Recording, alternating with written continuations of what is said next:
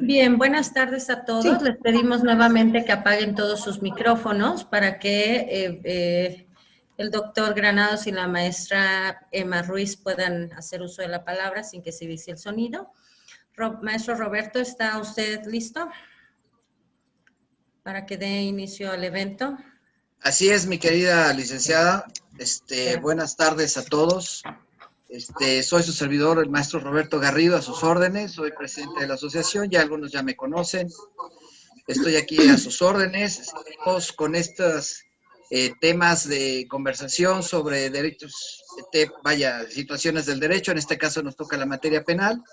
Y bueno, pues bienvenidos sean todos. Maestra Emma, le agradezco mucho su presencia.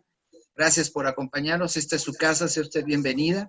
Doctor, como siempre, un abrazo fraterno. Muchas gracias de nueva cuenta por hacer posible que todo esto siga funcionando. Y pues la licenciada Claudia Teresa, que siempre ha sido nuestra voz distinguida también de estos ciclos. Pues no me queda nada más que agradecerles y pues adelante, por favor, licenciada. Gracias, maestro, una vez más. Buenas tardes a todos. Muchas gracias a la ANAP por hacernos esta invitación. Y estamos el día de hoy, miércoles, con la tercera jornada de este conversatorio en Derecho Penal. El día de hoy el tema que nos ocupa es robo agravado y igual que los días anteriores, tenemos dos especialistas en materia penal y en este tema en particular. Como ya es costumbre, como los días anteriores, voy a leer la semblanza curricular de cada uno de ellos para que posteriormente podamos iniciar el conversatorio. Les recuerdo que mantengan todo su micrófono apagado y que cualquier duda, comentario o pregunta lo hagamos a través del chat de este sistema. Buenas tardes. Doctor Miguel Ángel Granados Atlaco. Cuenta con 4 licenciaturas, es licenciado en Derecho titulado con mención honorífica, licenciado en Lengua y Literaturas Hispánicas, licenciado en Ciencias Políticas y Administración Pública, titulado con mención honorífica. Obtuvo en esta carrera la medalla Gabino Barreda, con promedio de 10 por la UNAM. Concluyó la carrera de Filosofía en la Facultad de Filosofía y Letras de la UNAM, obteniendo de nueva cuenta la medalla Gabino Barreda. Estudió la especialidad en Ciencias Penales, maestría y doctorado en la División de Estudios de Posgrado de la Facultad de Derecho de la UNAM, obteniendo los grados correspondientes con mención honorífica. Ha sido litigante y abogado postulante desde 1985 con intervalos. Imparte cátedra en la Facultad de Derecho de la UNAM a nivel licenciatura desde 1989, contando con una antigüedad efectiva de 31 años a la fecha. Es catedrático definitivo por oposición en 5 materias: Introducción al estudio del derecho, Teoría de la ley penal y del delito, Delitos en particular 1, Delitos en particular 2, Filosofía del derecho y Práctica forense de derecho penal. Es docente en el programa de posgrado en Derecho de la UNAM, en la especialidad y la maestría en Derecho Penal, impartiendo en las materias de Derecho Penal, Criminología y Criminalística. Profesor adscrito a los seminarios de Derecho Penal, Filosofía del Derecho, Derecho Electoral y Derecho Procesal Penal. Ha dirigido más de 100 tesis en dichas materias. Obtuvo el primer lugar en el concurso anual de Pemex como director de la mejor tesis intitulada El SIDA como forma delictual. Obtuvo el primer lugar en el segundo certamen de ensayos sobre justicia penal electoral organizado por el otrora IFE, la PGR, la FEPADE y el INACIPE. Ha dictado más de 70 conferencias, además de diversos cursos y talleres en toda la República Mexicana, en materia literaria, política, electoral y penal, en diversas instituciones educativas, públicas y privadas, así como en diferentes instituciones de gobierno. En el Centro Universitario de Estudios Jurídicos imparte cátedras a nivel licenciatura, así como en las maestrías de Derecho Aduanero y de Comercio Exterior, Fiscal y Administrativo, Constitucional y Sistema Penal Acusatorio y Juicios Orales. Actualmente en las materias que imparte cuenta con 18 publicaciones. Además, elaboró un texto sobre Derecho Constitucional para el otrora IFE. Es autor de varios libros, entre ellos el titulado Derecho Penal Electoral Mexicano, publicado por Editorial Porrúa. Su más reciente obra se intitula Teoría General del Estado. Es director del doctorado en el Centro Universitario de Estudios Jurídicos. Ha grabado más de 20 programas para Canal Judicial en materia electoral y penal. Es vicepresidente del Colegio de Profesores de Derecho Penal y de la Facultad de Derecho de la UNAM. Forma parte del claustro de doctores de la Facultad de Derecho de la UNAM desde hace más de 14 años.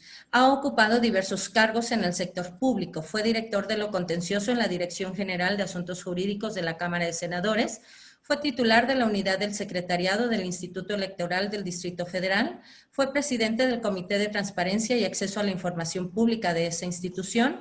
Ha laborado en la Suprema Corte de Justicia de la Nación como asesor de la exministra Margarita Luna Ramos y en la Honorable Cámara de Senadores también como asesor.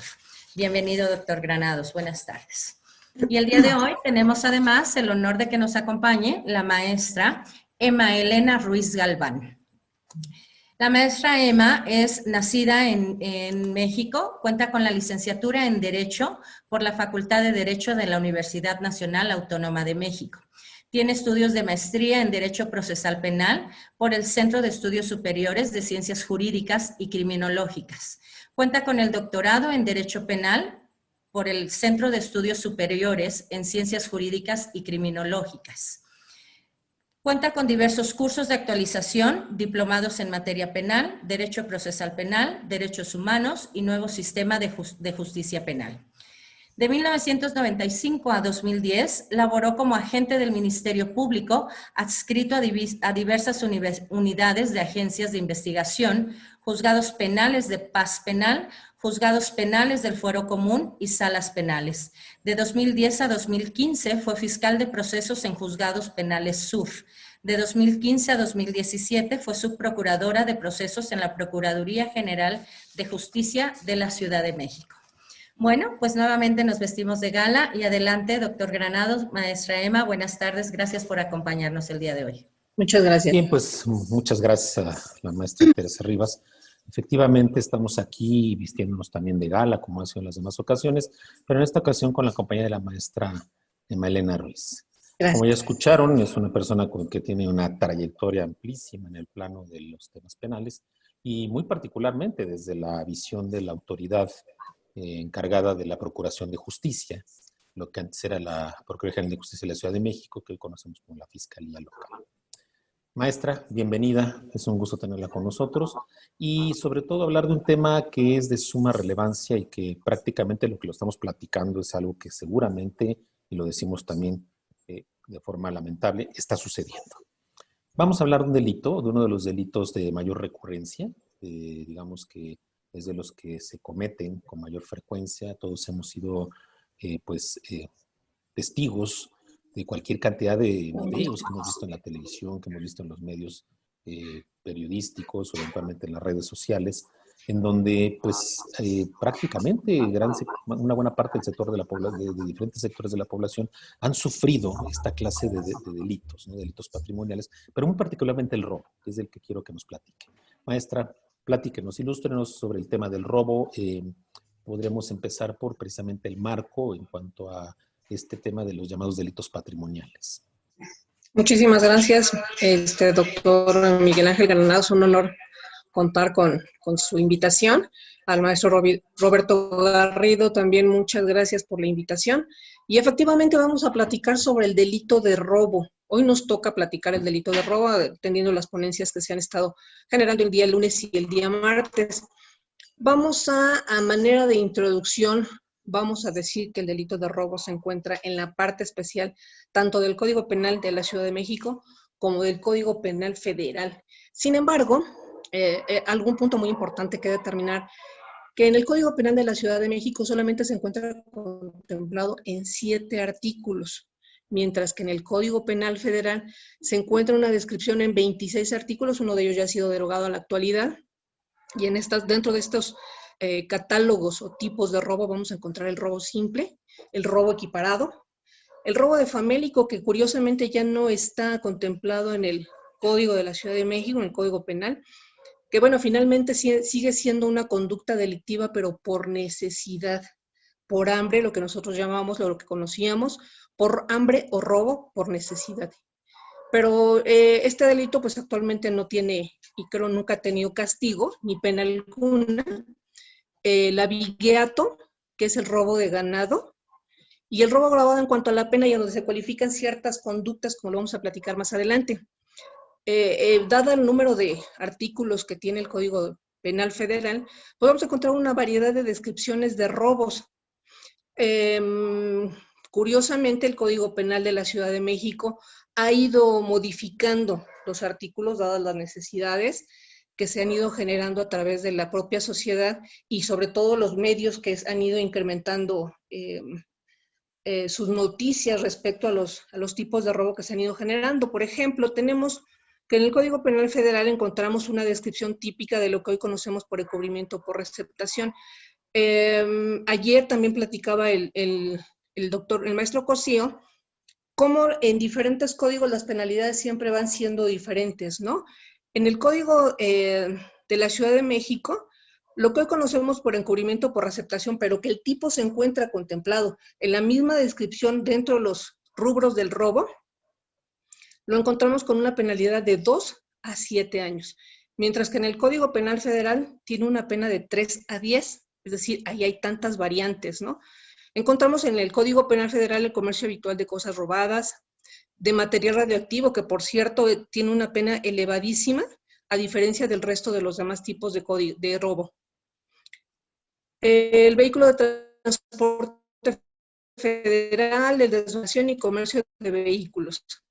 Así que aún dada la descripción de todas estas conductas o calificativas, vamos a encontrar siempre los mismos elementos que dan la descripción típica del delito. Es decir, que tenemos un ánimo de dominio, un apoderamiento, una falta de consentimiento de quien legalmente pueda darlo o quien puede disponer de ello, que tiene que ser un sin derecho, que debe ser a través de una cosa, un mueble, y el mueble debe de ser, o la cosa debe de ser ajena. El mismo concepto del delito de robo está debidamente trasladado en el Código Penal Federal, al señalar que con ánimo de dominio y sin consentimiento de quien legalmente pueda otorgarlo, se apodere de una cosa mueble ajena. La descripción del Código Penal Federal que da es el que se apodera de una cosa ajena mueble sin derecho y sin consentimiento de la persona que puede disponer de ella con arreglo a la ley. Es decir, que aún variando la posición de los elementos en el concepto, vamos a encontrar los mismos en cualquiera de estos dos códigos penales. Evidentemente, para acreditar el delito, pues obviamente tenemos que observar y respetar los principios de legalidad, seguridad jurídica y exacta aplicación y la proporcionalidad de las penas previstas en los artículos 14, 16, 17, 18, 21, 22 y 122 constitucionales. Es decir, que tiene que ser una descripción clara y precisa, y las conductas deben de adecuarse precisamente a cada descripción del tipo de robo que nosotros vayamos a integrar. También es importante señalar que el delito de robo calificado es un delito pluriofensivo, porque pareciera que nada más tendríamos que afectar como bien jurídico el patrimonio, pero en ciertas circunstancias cualificadoras nos afecta la integridad física, la salud, otros bienes jurídicamente tutelados, pero que vienen descritos solamente como robo en el patrimonio en el delito de robo. Comentábamos que las penas en ambos códigos varían, es decir, mientras que en el Código Penal de la Ciudad de México la pena mínima por una tentativa de robo es de 2 años, 1 mes, 4 meses, para el delito de tentativa, es decir, cuando se llevan actos ejecutivos tendientes a consumar el delito, pero que por causas ajenas no se consuman, tenemos ahí una tentativa y que viene siendo pues unas penas muy bajísimas, ¿no? Sin embargo, en el Código Penal Federal, pues incluso es hasta irrisoria la pena para el tentativa, porque son 3 días a 2 años de prisión, por cuanto sería el delito básico y la pena mínima.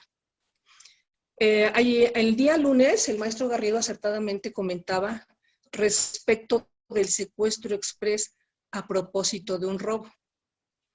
El mismo artículo 163 bis del Código Penal para el Distrito Federal señala el secuestro exprés para efecto de que se prive a una persona de su libertad por el tiempo estrictamente necesario, que usted acertadamente comentaba. ¿Cuánto es ese tiempo? El estrictamente necesario. La propia ley no define y no precisa exactamente cuánto sería ese tiempo. Y sin embargo, pues obviamente tenemos aquí una pena de 20 a 40 años, pero solamente por lo que hace la privación de la libertad, pero no hay condena exclusiva para el robo. Sin embargo, el propósito, el ánimo, la intención es definitivamente cometer un delito de robo en este caso, o un secuestro. Digo, independientemente de estas penalidades, todas tienen una agravante por cuanto hace las circunstancias cualificadoras o específicas del sujeto activo o del sujeto pasivo. A ver, maestra, entonces, antes de pasar a esta parte, que sería, digamos, la esencia de nuestro ejercicio académico de hoy, sí me encantaría que profundizáramos en este aspecto, ¿no? O sea, la trascendencia de todos los elementos que conforman al tipo penal de robo, que hasta este momento estamos enfrentando solo los que integran el llamado robo simple, con sus paralelos, ¿no? 220 y en el Código Penal Federal.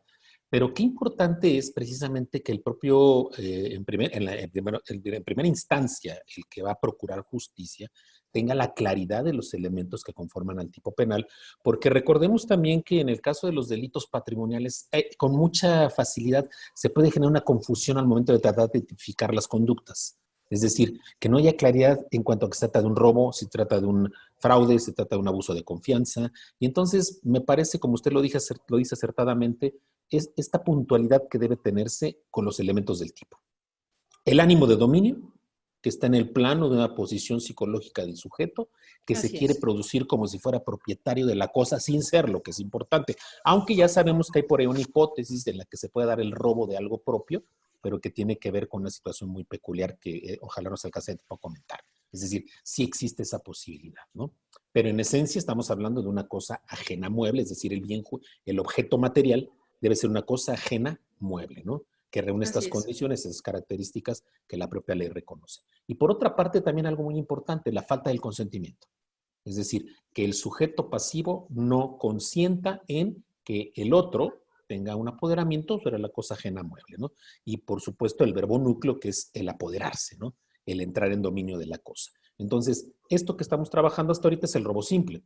Y como usted dice acertadamente, me parece que hay que hacer una revisión muy a fondo de cómo se manejan las punibilidades, de que efectivamente ha habido todo un proceso de cambios en la ley penal, en donde de repente la tendencia es a que desaparezcan ciertas figuras, a sancionar con menor severidad los robos de menor cuantía, eventualmente, que es a lo que vamos, ¿no? en este ejercicio, eventualmente cómo hay ciertas circunstancias, condiciones, calidades, referencias espaciales, referencias temporales, referencias de ocasión, todo esto que se va sumando para hablar ya de condiciones en que ese robo no se puede considerar como un robo común y corriente, como digamos en términos muy coloquiales, un robo simple, sino que hay circunstancias que nos están llevando y que están llevando al propio legislador a considerarla como una conducta más grave todavía. O sea, de suyo es grave robar.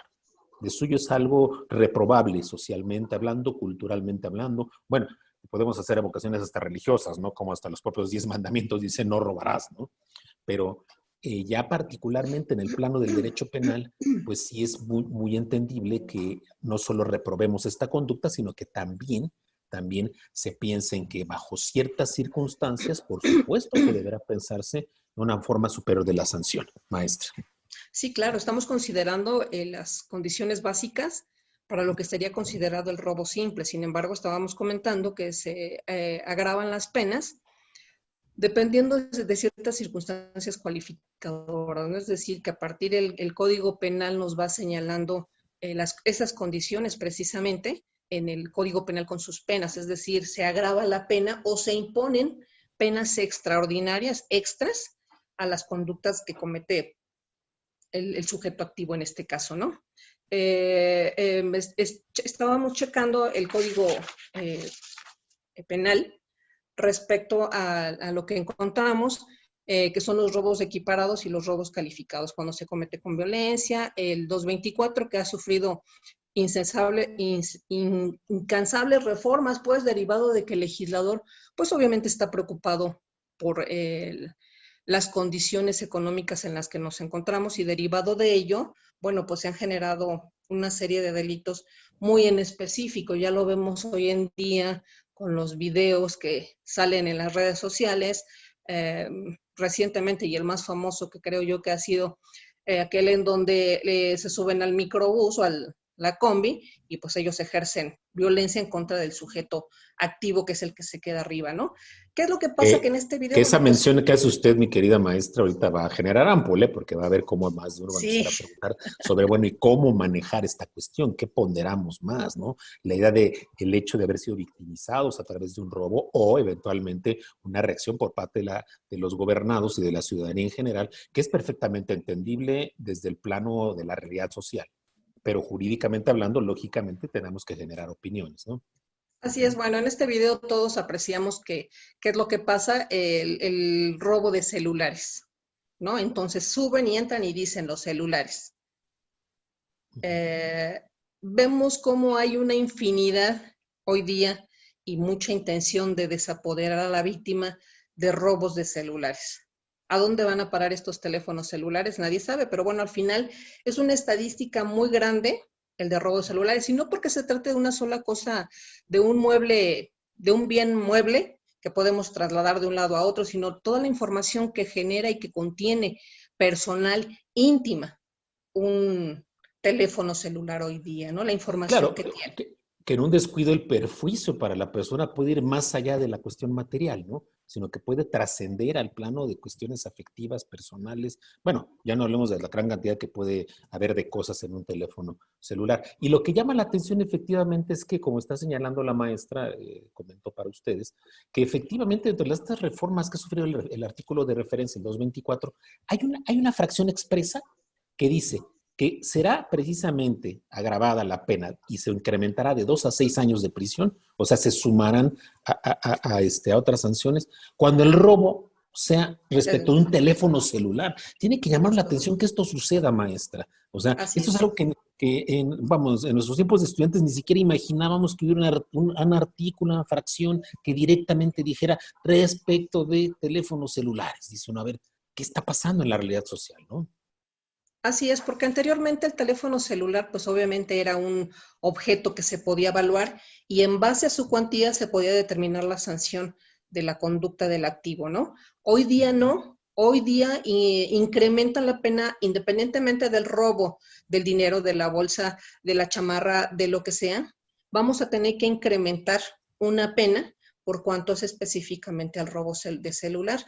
Y lo mismo para el robo de motocicleta, para el robo a través del medio en una motocicleta, que también ha sido ya común y pan de cada día que nosotros veamos cómo la gente, los activos, andan en una motocicleta y pues andan despojando a la gente de sus pertenencias, ¿no? Pero fíjese que usted comenta algo muy interesante y que supongo que se basa en su vastísima experiencia en el ámbito de la Procuración de Justicia.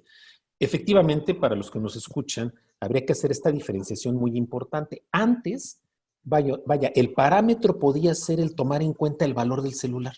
Sí. Hoy basta con que se trate de un teléfono celular. No importa si traes un Alcatel, de esos desechables de 500 pesos que venden en un Oxxo, o si traes el iPhone 48, ¿no? O sea, el iPhone más caro del planeta. Eso ya sí va a ser relevante para efectos de cuantificar el robo, va a ser relevante para efectos de la reparación del daño, que esto también es un tema muy importante, pero para efectos del agravante basta con que se trate de un aparato celular. Así es, ¿no? Aunque el teléfono cueste 200 pesos, ¿no? Ya se acredita la calificativa, esa circunstancia cualificadora, y pues obviamente tiende a aumentar la pena al momento de imponer una sanción. Ahora, la razón también hay que entender por qué se orienta hacia eso el robo, porque en un descuido finalmente es lo más valioso que traen muchas personas consigo. Hay que ser objetivos y realistas, ¿no? A lo mejor habrá quien, pues, habrá quien, por ejemplo, traiga algunas piezas de oro, tal vez, eventualmente, pero a la vista, vamos a la vista, celulares. Y sobre todo porque hay todo un mercado negro para la compraventa de celulares. También hay que decirlo, y que de esta manera tendría que ver con otro de los delitos que usted comentaba, que era el encubrimiento por receptación. donde precisamente alguien comercie con esos celulares a sabiendas de que tiene un origen ilícito. Y claro, y sin ahí haber es donde se participado en conectaría. él, ¿no? Sí, claro, sin haber participado en el delito, por supuesto, que sería el elemento, ¿no? Muy bien, maestra, pues ahí síganos deleitando con sus observaciones acerca de las condiciones agravantes del robo.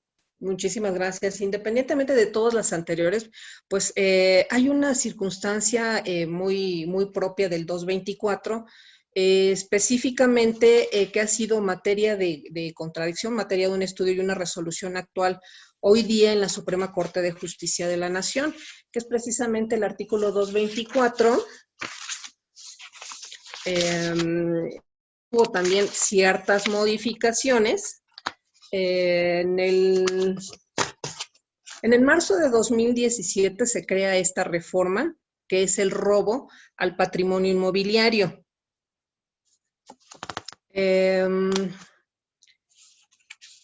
Este artículo por la Suprema Corte ya fue considerado como inconstitucional, dado a que en el mismo precepto hay normas penales en blanco. El artículo 224 establece, pues, declara invalidez, en específico el 224A, fracción 3, párrafo segundo y en su porción normativa y otros.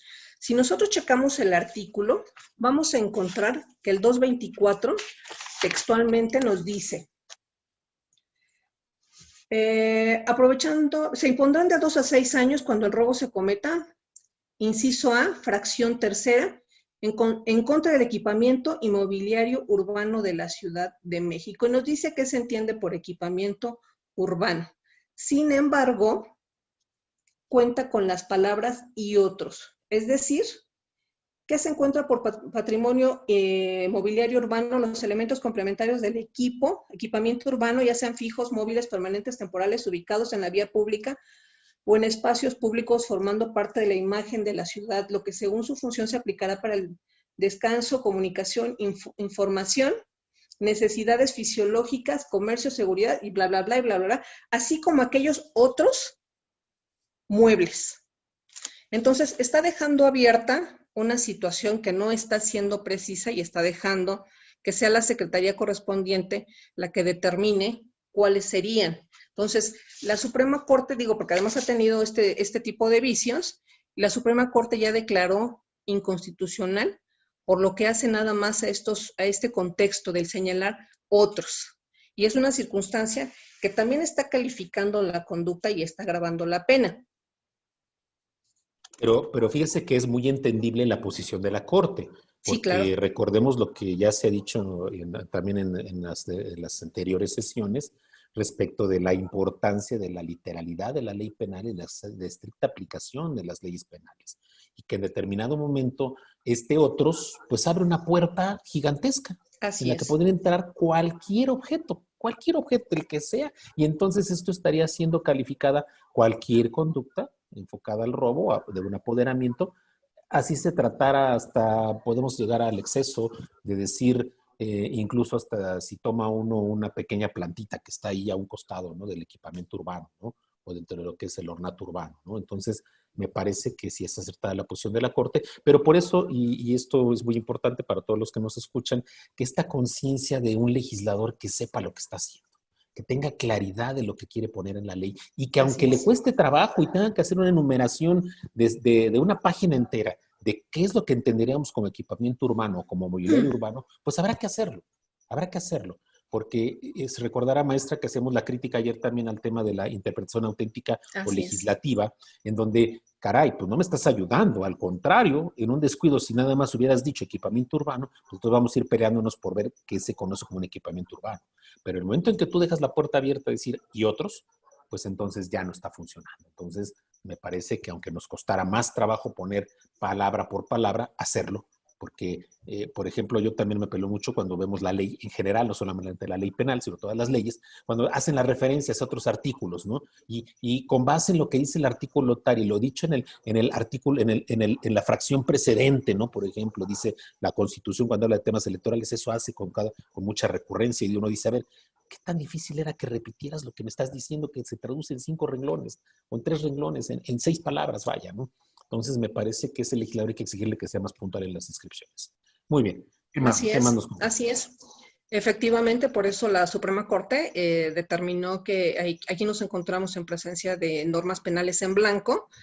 Muy interesante la resolución que apenas se resolvió incluso este año, en enero, y fue publicada en febrero, pese a que la reforma fue de 2017. Es decir, 3 años ha venido haciéndose el procedimiento, obviamente estudio y resolución de la Suprema Corte, ¿no? Sin embargo, bueno, pues dada la pandemia, como todos lo sabemos, se suspendieron algunas actividades, entre ellas pues y es hasta este año que se resuelve, es decir, que por cuanto hace esta parte, a pesar de que es una circunstancia cualificadora, ya se declaró inconstitucional. Ojo para todos, ¿no? Para aquellos que están llevando asuntos penales y que tengan que ver por cuanto hace a este delito, esta circunstancia calificativa. Claro, y además bueno, los estudiantes de la materia que estén muy al pendiente de cómo una cosa es lo que diga la ley y cómo eventualmente pueden venir criterios jurisprudenciales, tesis o ya jurisprudencias firmes que le den un sentido diverso a la forma en que habrá que interpretar la ley penal, ¿no, maestra? Así es, sobre todo porque no ha sido corregido ni eliminado del propio texto penal, del código. Sigue siendo vigente y obviamente sí tenemos que saber que si ya se declara una inconstitucionalidad, pues obviamente tiene que prevalecer el criterio, ¿no? Así es, maestra. Ok, bueno, pues el robo, así como hemos visto que tiene muchas calificativas, obviamente, también hay algunas partes en donde podemos considerar que el delito puede recibir penas atenuadas. El artículo 17 constitucional. Sí. Bueno, puede ser, por ejemplo, en la Ley Nacional de Ejecución, esta ley nueva, precisamente, por cuanto hace la gente que ya ha sido sentenciada, bueno, en este caso no hay improcedencia para que puedan solicitar beneficios, aún aunque tengan una pena que decíamos de las penas mayores del código, la gente puede acceder a esos tipos de beneficios. Hoy día puede, por ejemplo, acceder en términos del artículo 73 bis a una disminución a una tercera parte de la pena que le corresponda siempre y cuando el inculpado, en aquel entonces o imputado, confiese su participación y la ratifique ante el órgano jurisdiccional, es decir, acepte su responsabilidad, solamente que sea que no haya existido violencia. En ese sentido, bueno, pues obviamente no va a proceder ninguna disminución de la pena, ¿no? Hablábamos del artículo de las reformas constitucionales que comentábamos. El artículo 17 constitucional, bueno, pues sufrió una reforma en el 2008, desde el 2008 cuando se empiezan a hacerle los cambios para el nuevo sistema de justicia penal, y se crea la ley de mecanismos de solución de controversias. Aquí podemos acceder a solucionar estas controversias de la manera más rápida, fácil y sencilla a través de estos mecanismos. Puede ser cualquier delito de robo. En el 19 constitucional señalamos también los delitos que ameritan prisión preventiva oficiosa. Perdón, ya me cambié de tema, pero sí quiero comentar aprovechando las reformas. Claro, no, pero a ver, antes de eso me parece que nos encantaría a todos escuchar esta parte.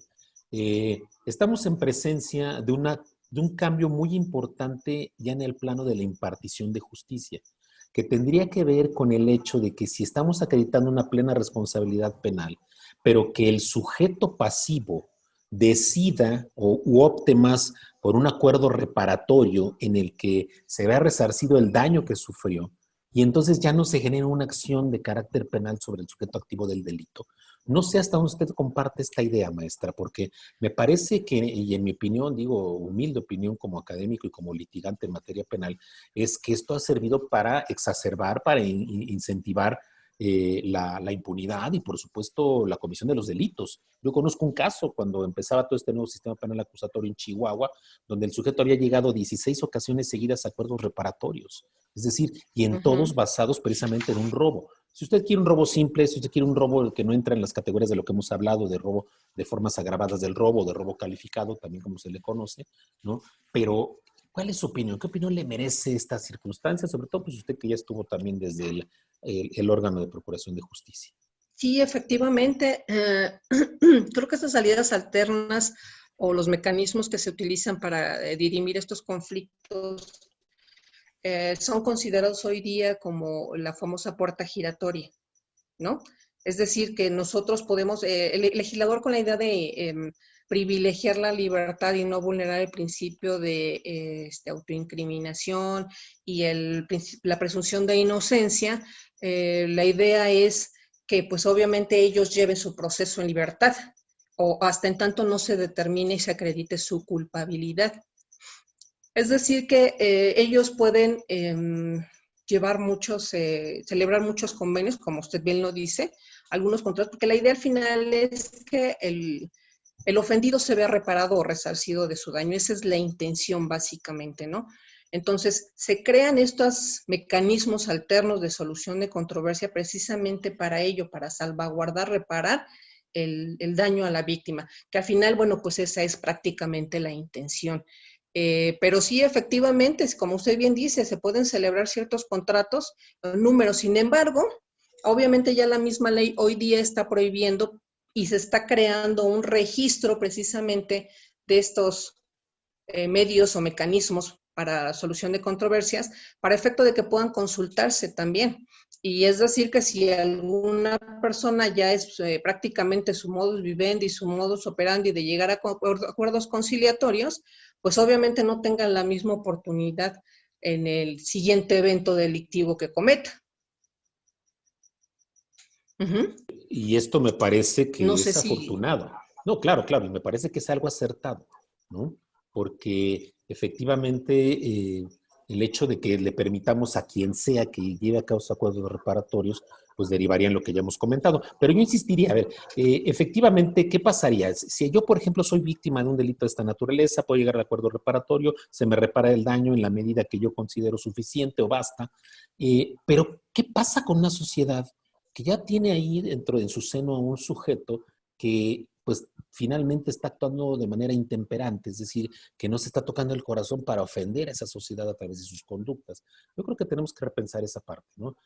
Por ejemplo, el lunes hablábamos de esta imposibilidad de gozar de beneficios por parte de quien comete un delito tan delicado como el secuestro. Yo creo que también tenemos que revisar el robo, porque usted nos dijo con mucha puntualidad que vaya, que no hay ningún problema, que en todos los casos de robo se puede gozar de algún beneficio, pero yo considero que sí habrá algunos casos específicos donde tendríamos que estar pensando que no debieran de gozar de estos beneficios, porque el que, como usted dice, esa famosa puerta giratoria se convierte en la de, ya ves, no pasó nada.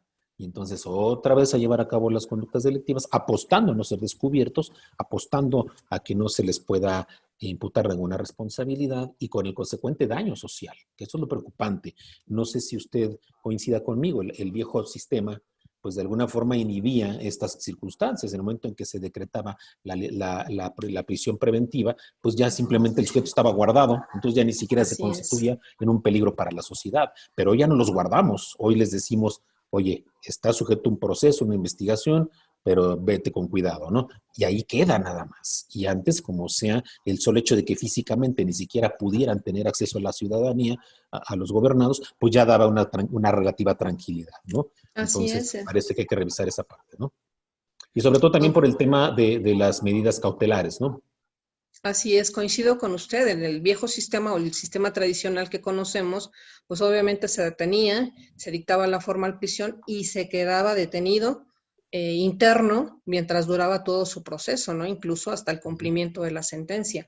Hoy día no, precisamente esas medidas cautelares van más allá de lo que podríamos considerar beneficio de la presunción de inocencia, ¿no? Es decir, como le comento, se privilegia la libertad o alguna otra medida cautelar diversa a la prisión preventiva necesaria u oficiosa, ¿no? En base a ello, bueno, también el 19 constitucional ha sido reformado en el tema de los delitos de prisión preventiva oficiosa. En la reforma anterior de 2011, pues obviamente nos dejaba muy abierto el delito para efecto de acreditar que fueran todos aquellos delitos en los que se utilizaran armas o medios violentos.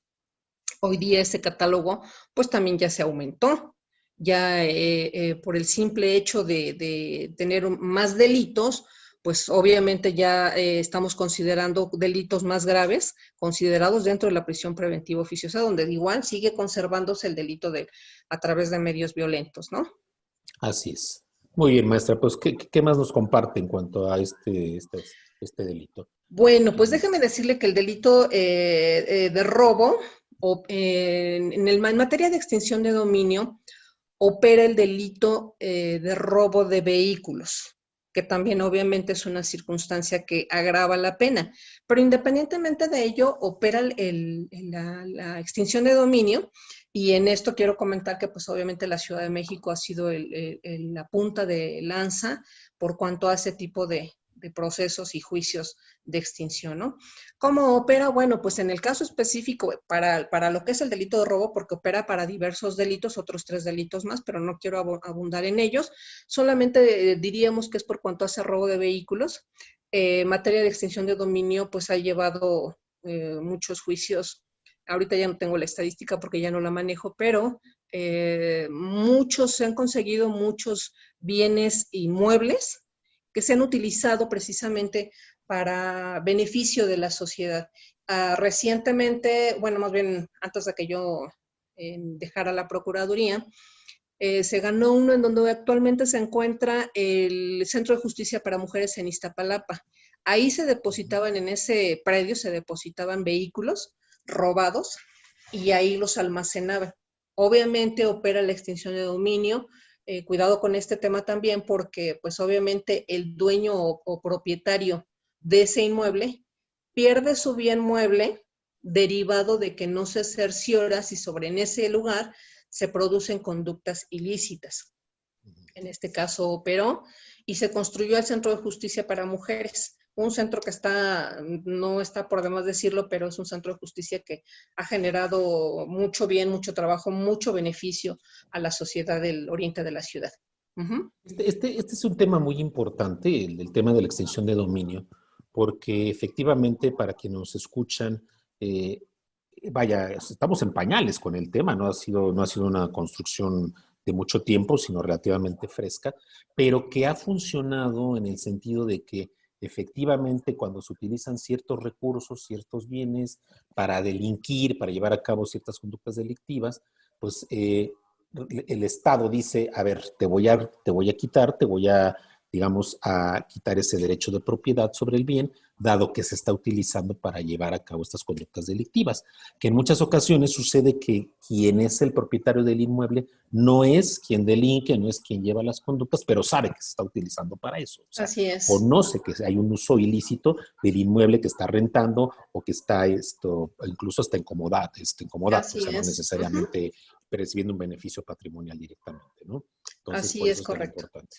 Muy bien. Así es, correcto. Y es pues obviamente utilizable porque son al final también conductas muy terribles, ¿no? Como lo que sería el secuestro, el robo y el narcomenudeo. Y quiero comentar esto porque pues obviamente ahorita el delito de narcomenudeo pues es un delito que también flagela la moral de la sociedad y pues está afectando a mucha gente, ¿no? Pero bueno, entonces tenemos esta excepción para los delitos de extinción de dominio en donde se aplica, que es específicamente robo de vehículos, que es la materia o el tema del día de hoy, ¿no? Así es. Obviamente, hablábamos ahorita de algunos temas que flagelan, sin embargo, la ley considera como delitos graves, sigue conservando todavía la temática de los delitos en cuya pena de término medio aritmético sea mayor a 5 años. La ley puede determinar cuáles son, porque obviamente tenemos que el Código Penal lo señala, pero cada legislación estatal precisa cuáles serían para ellos sus delitos considerados como graves. También, obviamente, procedería en el caso de la tentativa. A ver, maestra, ese punto es interesante. Yo creo que a todos les preocupará, los que nos están escuchando, en qué momento, porque finalmente de lo que nos está hablando el tipo penal básico, que sería el 220, nos habla de una conducta que es la conducta del apoderamiento, ¿no? Y entonces, efectivamente, otra vez el propio legislador se detiene y nos trata de explicar esto del apoderamiento, ¿no? que precisamente estaría en el artículo 226, cuando nos refiere que para la aplicación de la sanción se va a tener por consumado el robo desde el momento en que el inculpado tiene en su poder la cosa robada, aun cuando la abandone o la desapoderen de ella, ¿no? Que esto es un dato muy interesante para entender en qué momento se consuma el delito. El sujeto, vamos a pensar en el mismo caso de estos robos que hemos visto en los microbuses o en las peceras, ¿no? Los sujetos suben, roban, dicen, ya se la saben, cáiganse con todo, les quitan los celulares, se bajan. En el momento que bajan se percata que hay una patrulla y entonces tiran los celulares y se echan a correr. Los atrapan, pero los agarran sin tener en su posesión los celulares. Definitivamente, para efectos legales, hay el robo, hay la consumación, porque hubo ese apoderamiento, hubo ese desapoderamiento del que tenía en ese momento, ¿no?, en posesión el bien, y como consecuencia no podrían argumentar, yo no traía nada, ¿no? Sin embargo, he visto asuntos en la práctica en los que efectivamente es un factor que pesa muchas veces para acreditar el delito de robo, que cuando hay un primer respondiente que enfrenta a la persona, no se percata tal vez de que se desapodera de la cosa, pero que al no encontrarla en posesión de la misma, pues eso ya genera una duda razonable, ¿no? Pero de entrada la ley es muy clara, Si al sujeto se le desapodera de la cosa o eventualmente abandona el objeto, esto no es óbice, no es obstáculo para que pensemos en la consumación del delito de robo, maestra. Así es, efectivamente, el artículo 226 señala precisamente en el momento en que se dará por consumado el robo. Efectivamente, como usted bien lo señala, podemos poner también el caso, por ejemplo, de aquella gente que entra a los centros comerciales, los famosos farderos, en el que ellos se apoderan de ciertos objetos y ya los traen entre la ropa o los traen en una bolsa diferente al carrito, cualquier cosa, ¿no? Es decir, ya la tienen en su poder, el ánimo está expresado. Sin embargo, no ha salido de la esfera de dominio del sujeto pasivo. Una vez que el activo se apodera de las cosas y ya de los objetos y sale de la tienda es cuando se da por consumado el robo, aún aunque, como usted bien dice, saliendo de las cajas las tiro y en el estacionamiento me detiene. Ya se da por consumado el robo, en términos del artículo efectivamente 226, porque el desapoderamiento ya se consumó. Que usted toca un tema muy, muy importante, ¿eh? ¿Cuántos casos hay efectivamente de esta naturaleza? Y en donde la propia doctrina se ha revuelto un poquito con esta cuestión, porque hay quienes dicen que cuando recordemos que hay 4 teorías acerca del apoderamiento, pero una de ellas lo que dice es que el apoderamiento efectivamente tendría que ser la sustracción de la esfera de dominio de quien puede disponer de la cosa, ¿no? Y que así entendida tendríamos que esperar a que pasen la barrera de cajas porque es el momento oportuno para que paguen, y si no lo hacen, pues entonces hay una conducta ilícita. Pero hay quien dice que no, que efectivamente desde el momento en que el sujeto se apodera de la cosa mueble dentro de las instalaciones de la tienda o del centro comercial, ya estaría cometiendo el delito. Me parece que el problema es más práctico que doctrinal, porque finalmente, si lo atrapamos dentro de la tienda, ¿qué puede decir la persona? Ah, sí, me la puse aquí entre mis cosas, pero ahorita la voy a pagar, ¿no? O cualquier otro argumento. En cambio, la prueba contundente de que el sujeto tiene ese ánimos delictivo, estaría perfectamente acreditada cuando ya, rebasando el momento oportuno para hacer el pago correspondiente, omite hacerlo, ¿no? Así es. Con el consecuente ejercicio. Es la intención de apoderarse de la cosa para poder disponer de ella, ¿no? Así es, maestra. Muy bien, maestro. Pues síganos exponiendo lo que nos estaba planeando platicar o comentar. Ok. Usted planteó ahorita una situación muy importante en donde dice que, bueno, la gente, por ejemplo, se baja del microbús, avienta los objetos celulares y no le encuentra a la policía cuando lo detienen y dice nada. ¿Qué pasa al contrario? Bueno, hoy día, pues el nuevo sistema de justicia penal se rige bajo ciertos principios, entre ellos el principio de contradicción. Bueno, aquí tenemos una situación muy importante en donde resulta que asaltan a una persona, la persona corre, es un transeúnte, le quitan un celular y entonces el transeúnte corre detrás del sujeto activo. El sujeto activo lo amagó previamente con un arma de fuego. Es un ejemplo hipotético. Resulta que cuando el policía lo detiene porque va corriendo detrás de él, finalmente lo aseguran, le encuentran el objeto, el teléfono celular y además le encuentran el arma de fuego. Ok, tenemos aquí dos circunstancias que califican y agravan la pena. ¿Qué pasa, por ejemplo, si yo lo vinculo a proceso? Bueno, hoy día se vincula a proceso, lo llevamos a juicio porque no encontramos ninguna otra salida alterna y nos vamos a un juicio oral.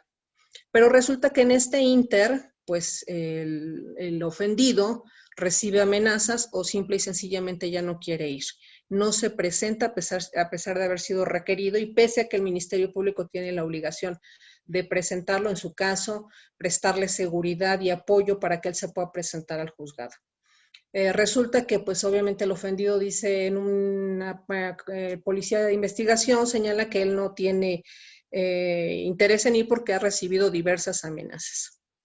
Se lleva a cabo el juicio, pero sí comparecen y sí dan su testimonio ante el juez bajo el principio de inmediación, van al juzgado y presentan su testimonio, tanto los policías y además hay una experticia de un perito evaluador en que se incorpora en tiempo y forma, donde dice que el teléfono celular vale 6,000 pesos.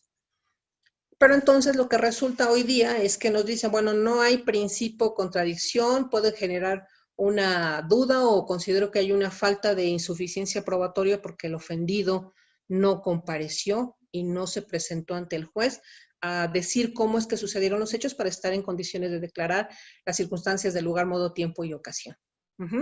Hoy día, bueno, pues esto era así como que una costumbre, un argumento que tenía el tribunal hoy día, los juzgadores, que sin embargo se ha ido modificando con los criterios, las jurisprudencias, las tesis jurisprudenciales que hoy día se dictan.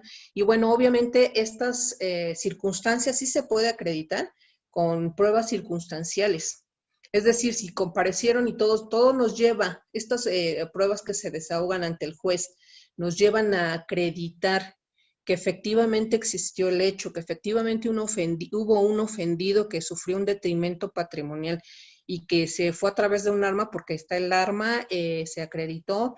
Esto nos está ayudando mucho a que la autoridad judicial, pues obviamente en base a las pruebas circunstanciales, determinen que sí hay una culpabilidad y estén revocando sentencias absolutorias, ¿no? Es importante que la gente lo sepa, los estudiantes sobre todo, porque a veces consideran que porque el hecho ya de que no comparece un ofendido, pues es un asunto como terminado, así como lo estaban también creyendo los activos, los propios procesados hoy día y acusados, donde nos decían, bueno, pues si no va a comparecer el ofendido, pues es lo más seguro que yo voy a tener una sentencia absolutoria y me voy sin ningún problema. Hoy día ya no está pasando así. Pues yo creo que son de las modificaciones importantes que hay que tener presentes y para todos los que nos escuchan, vaya, creo que estamos aprovechando la experiencia de la maestra Ruiz Galván en lo que fue su rol como su procuradora de aquí de justicia, porque pues lógicamente a ella le tocó enfrentar todo este tipo de cosas en su función, darse cuenta de estos cambios drásticos en los sistemas penales, ¿no? Que coexisten actualmente, pero que pues hoy paulatinamente va cobrando mayor presencia el sistema acusatorio adversarial, que lógicamente tiene esta serie de principios que ya ha ponderado la maestra Emma y que tiene mucho que ver con un delito tan grave como el robo, ¿no? Ahora, yo insistiría en que sí tendríamos que estar muy claros de que no va a ser igual un fenómeno delictivo como el robo simple que un robo que llamemos como calificado o un robo que tiene, digamos, agravantes claramente determinadas por la ley, circunstancias en las cuales al cometerse el delito, pues lógicamente el legislador asume o infiere que hay aspectos que tendrían que tomarse en cuenta al momento de definir la pretensión punitiva del Estado y sancionarlos con mayor severidad, ¿no? ¿Qué otros casos nos puede usted platicar acerca de estas formas de calificar el delito de robo, maestra? La violencia, sobre todo la violencia que estamos comentaba hace un momento, respecto a que derivado de la violencia ejercida pues obviamente además de que es una cuestión que vulnera diversos bienes, la violencia física o moral que se produce en contra de la víctima. Para efecto de muchos acuerdos reparatorios o medidas salidas alternas, ese es una excepción para poder aplicar o poder llegar o concederse algún beneficio, ¿no? Todo lo que provoca además en la víctima del delito, sus cambios obviamente psicológicos y sobre todo, pues en muchos de ellos lo más preocupante que serían las cifras negras hoy día, ¿no? Pero que sin embargo, pues obviamente existen, estadísticamente no cuentan, pero normativamente sí se establecen y además, pues obviamente impiden que se pueda conseguir algún beneficio dentro de la investigación complementaria o dentro del juicio. Uh-huh. Y algo que llama mucho la atención es precisamente cómo el legislador, cuando ya habla de esta clase de robo en el que se utiliza la violencia, pues la punibilidad va de 2 a 8 años de prisión, que se habrá de sumar, ¿no?, a todas las anteriores punibilidades.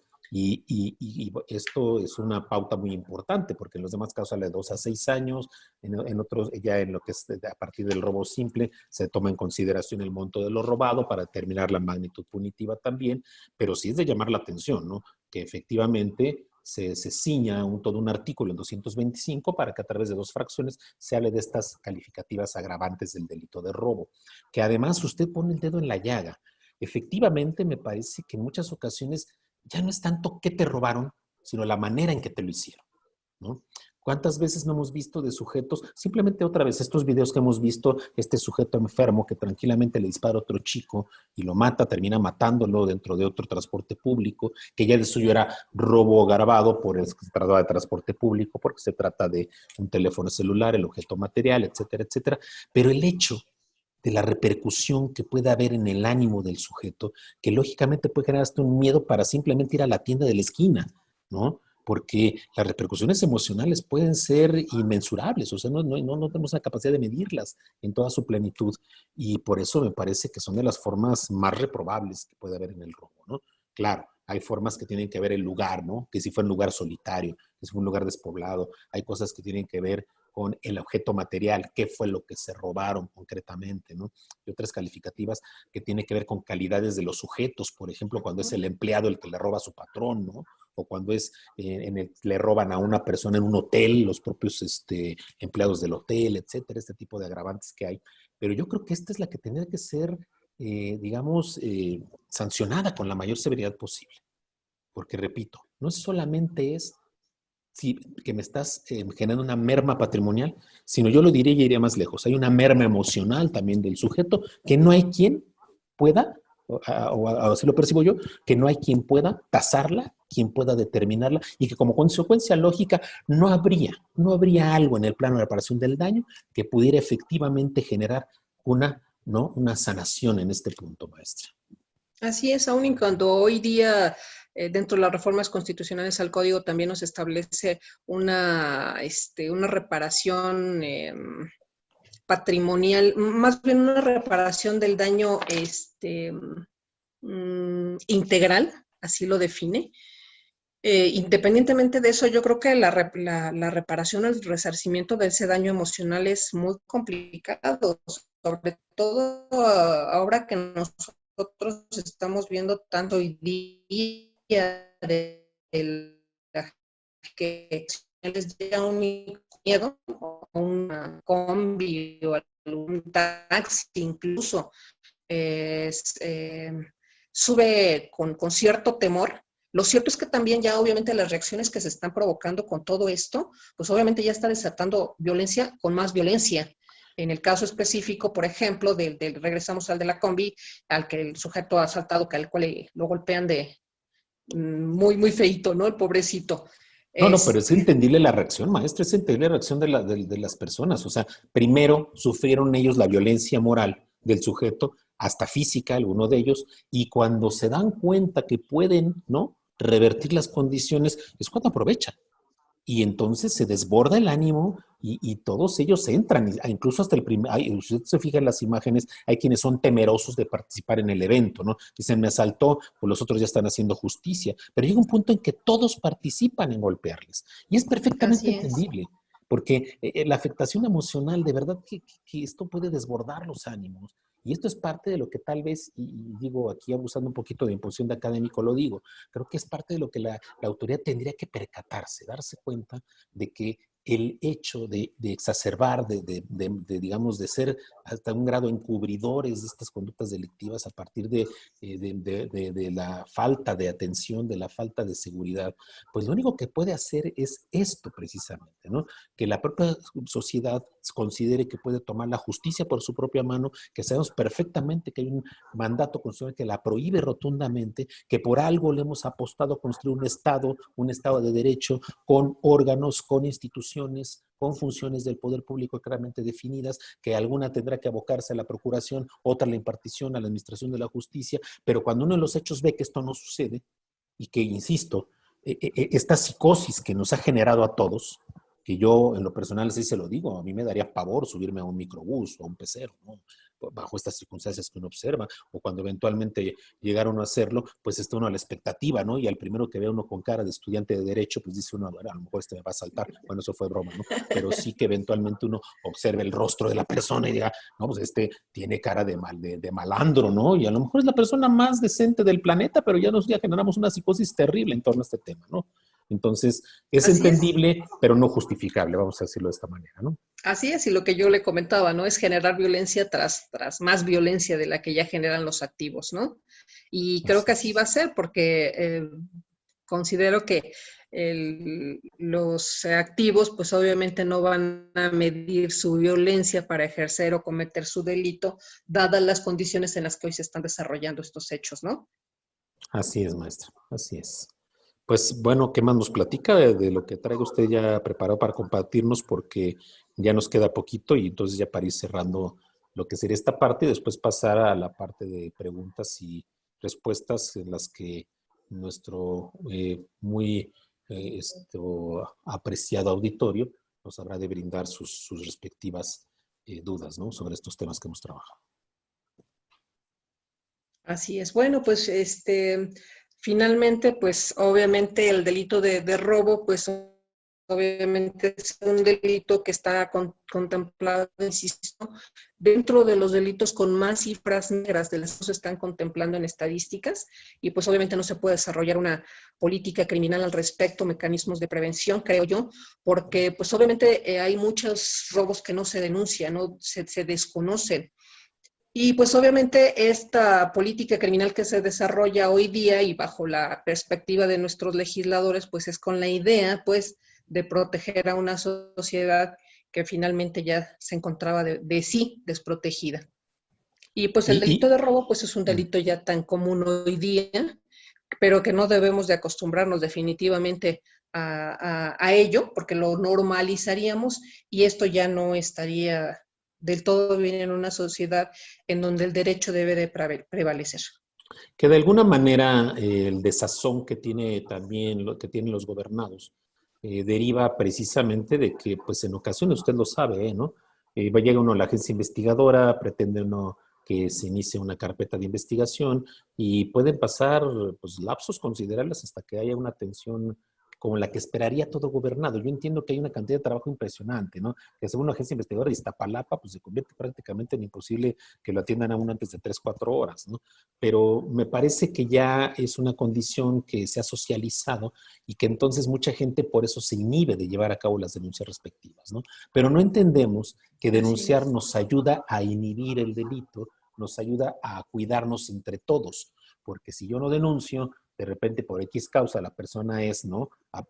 Aprendida o detenida por cualquier situación, pues ya no hay nada que se le impute porque no hay precisamente esa denuncia previa que serviría para que la autoridad actúe con todas las de la ley, como se dice vulgarmente, ¿no? Y por ahí también habíamos comentado en algún momento el tema de las formas de querella, es decir, la regla general del robo, por supuesto que es la persecución de oficio, ¿no, maestra? Así es. Pero nos puede preguntar un poquito de las excepciones de esta regla.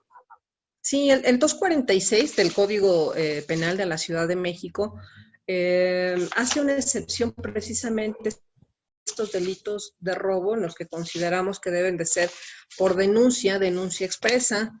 Sin embargo, hoy día el 246 nos señala que tenemos como excepción a una serie de familiares y sobre todo lo que serían ascendientes, descendientes, parientes por consanguinidad hasta segundo grado, que serían, en este caso, descendiente, cónyuge, pariente, relación filial entre hermanos, abuelos y nietos, lo que sería hasta el segundo grado. Adoptante y adoptado, concubino, concubinario, pareja permanente, parientes hasta el segundo grado, como son los cuñados. Para ellos son delitos de querella cuando la víctima tenga este tipo de relación, la víctima, derivado de que pues obviamente que es un delito que se puede otorgar perdón, puede haber arreglos incluso con ello y otorgarse un perdón que extinguiría como consecuencia la acción penal, ¿no? Sí, esto es importante porque también estaríamos hablando de que hay de por medio otro elemento para el legislador y que también por política criminológica vale la pena considerar. No es igual que le robe uno un X o un cualquiera a que el robo venga del cónyuge, que a lo mejor en un arranque de una necesidad material dijo, pues yo vendo este carro de mi esposo o vendo esta joya de mi esposa, etcétera, o un hijo que eventualmente también bajo una circunstancia, pues me parece que ahí es muy importante que reservemos, ¿no?, el apetito de la persecución de esta conducta calificada como delictiva a que lo solicite, que venga la petición de la parte ofendida, porque de no hacerlo así podemos generar otra clase de secuelas, ¿no?, que no son deseables en la sociedad. Imagínense que tratándose de un robo que no sea tan, digamos, tan grave la situación, un esposo que le roba a una esposa y que la persiguiéramos de oficio y que de repente la esposa, oiga, ya no quiero nada, pues sí, pero ni modo, como es de oficio, va a la cárcel tu esposo. Creo que no, creo que ahí sí es muy importante que tengamos esta claridad de la querella, pero entiendo que hay otros casos, no son los únicos, no nada más en estas condiciones de la relación o del vínculo que existe entre sujeto activo y sujeto pasivo, maestra. Así es, a excepción a ello, aún aunque fueran estos familiares o parientes, o esta relación que se menciona, pues obviamente no procede si para cometer el delito se utiliza la violencia, cualquiera de las dos violencias, ¿no? Aquí tenemos una excepción a la regla. Así es. Y recordemos que también habría por ahí una figura que habla del robo de menor cuantía, cuando se da también, cuando se resarce la cosa, etcétera, etcétera, que tiene un paralelismo en el Código Penal Federal. Usted al principio hablaba de un tema que me parece muy interesante, que lamentablemente pues ya cayó en desuso por lo que hace la Ciudad de México, que es el famoso robo de famélico, en el que efectivamente cuando una persona se apoderaba de algo para atender las necesidades estrictamente del momento, así es el Código Penal Federal, ¿no?, y que lo haga por una sola ocasión, que también es importante, que no se convierta en el modus operandi, pues sería lo fácil, ¿no? Me hago mi recorrido de las 7 casas, bueno, de los 7 Oxxos, y ya de ahí pues saco para que coma mi familia un día de la semana, ¿no? Así es. Me parece que tampoco se trata de esto. Bueno, maestra, pues como siempre nos ganó el tiempo, la verdad es que hemos tenido una plática sustanciosa, muy enriquecedora sobre este tema que pues tendremos que decirlo así, es un tema que tristemente es de plena actualidad, pues por la recurrencia como delito, que pues todos finalmente conocemos algún caso, ¿no?, indirecta o incluso lamentablemente, tal vez directamente de este delito. Pero bueno, pues ahora ya cerramos esta parte y pasaríamos precisamente a lo que serían las preguntas y respuestas para nuestros seguidores en este conversatorio. Maestra Tere. Gracias, doctor. Buenas tardes. Pues, como todos los días, un tema muy interesante y el tiempo insuficiente. Muchas gracias por su conversatorio, maestra, doctor. Tenemos ya algunas preguntas. Gracias. Nos está viendo el doctorando Alejandro Jiménez, quien además va a ser nuestro conversador del día viernes. Y él nos pregunta o nos dice, ¿pudieran mencionar el tema del robo de cheques que consigna una cantidad pero no pudo ser cobrado, aun cuando lo intentaron?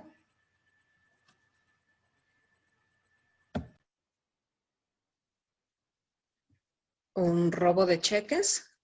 O sea, no es el valor que contiene el cheque en su suscripción, sino el valor del documento. ¿A eso se refiere? Sí, me parece que es así, maestra. Aun cuando lo hayan intentado cobrar, pero no lo pudieran cobrar, pero el hecho del robo del cheque. Pues yo creo que lo que se determina es el monto del valor del documento, es decir, el valor del papel, porque en todo caso, si lo hubieran podido cobrar, yo creo que nos encontraríamos en presencia de algún otro delito previo a que se acreditaran algunas circunstancias del por qué se origina, cómo se origina y cómo se cobra, ¿no?